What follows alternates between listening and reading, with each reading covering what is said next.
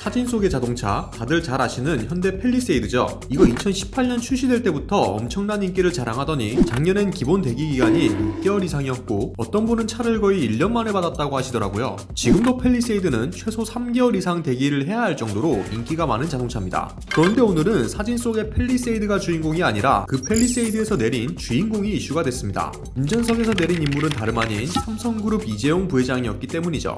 이재용이 현대차를, 그것도 제네시스가 아닌 팰리세이드를, 거기에 모자라서 자가 운전으로 공식 석상의 모습을 드러냈다는 소식에 많은 분들이 깜짝 놀랐습니다. 지난달 25일 고 이건희 전 삼성회장의 빈소가 마련된 삼성서울병원엔 각종 정계 및 재계 인사들 방문이 줄을 이었죠. 이재용 부회장도 빈소를 찾았는데요. 아들과 딸을 태운 뒤 장례식장에 나타났는데 평소 공식 석상의 모습을 드러낼 때 자주 타던 제네시스 G90이 아닌 현대 팰리세이드를 직접 운전해서 모습을 드러내 주목받았습니다. 삼성그룹 총수가 자가운전으로 공식 석상에 나타나는 건 전례가 없는 일이거든요. 기자들은 이에 주목했고 그가 타고 온 차량이 현대자동차에서 만든 팰리세이드라는 점에서 또다시 화제가 되었습니다.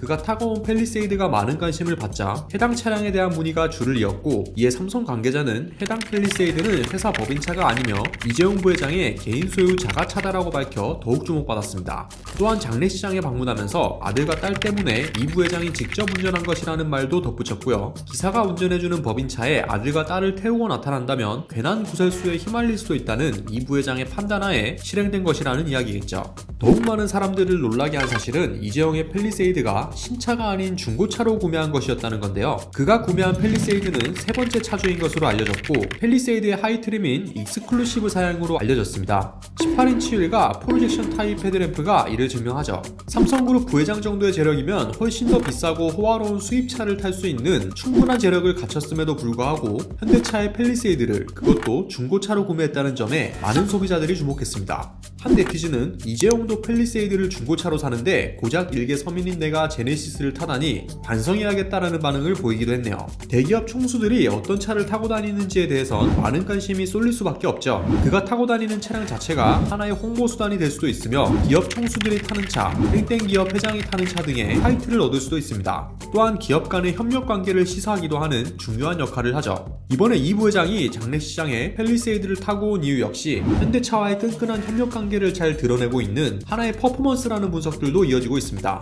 그가 직접 팰리세이드를 운전하면서 자가로 현대차를 운용한다는 사실 자체에 큰 의미를 둘 수 있다는 거죠. 잠깐 과거 이야기를 해보면요. 이재용 부회장은 현대 에쿠스를 법인차로 이용하다 2015년 6월 쌍용 체어맨으로 차를 교체하며 많은 주목을 받았었죠. 당시 자연스레 신형 에쿠스로 차를 변경할 것으로 예상됐으나 돌연 쌍용차를 구매하게 되면서 그 이유에 대해 많은 관심이 쏠렸었습니다. 당시 재계 일각에선 체어맨이 뒷좌석이 더 넓고 편하기 때문에 선택한 것이라고 해석하기도 했으나 많은 사람들은 2015년 당시 현대차의 한전부지 매입이 삼성의 심기를 크게 건드렸고 불편함을 표현하기 위해 쌍용차를 선택했다고 주장했습니다. 그런데 올해 5월 이재용 부회장이 체어맨을 중고차로 처분하고 제네시스 G90으로 법인차를 교체했다는 소식이 전해지면서 현대차와 삼성 양사 간의 관계가 호전되었다는 것을 의미한다라는 분석들이 줄을 이었습니다. 이렇게 해석하는 이유를 살펴보면 이재용 삼성 부회장과 정의선 현대차 회장은 평소 호영호재할 정도로 친분이 매우 두터운 것으로 알려져 있죠. 대한민국 산업 발전을 이끌었던 현대차와 삼성그룹은 이병철 삼성 창업주와 정주영 현대차 창업주 때부터 늘 라이벌 관계를 유지해왔었거든요.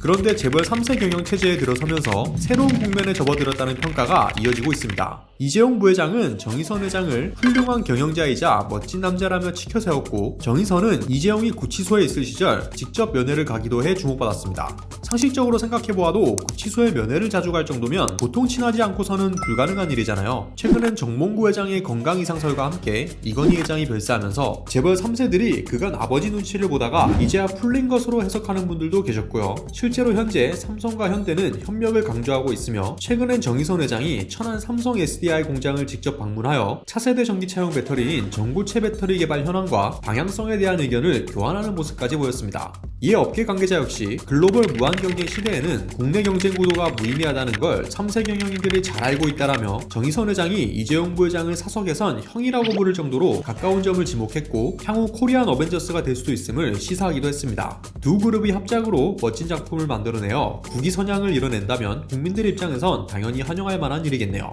오늘 소식은 여기까지입니다. 이재용 부회장의 팰리세이드에 대한 여러분들의 생각도 궁금한데요. 댓글로 자유로운 의견들 나눠주시면 좋을 것 같습니다. 오토포스트 이슈플러스였습니다.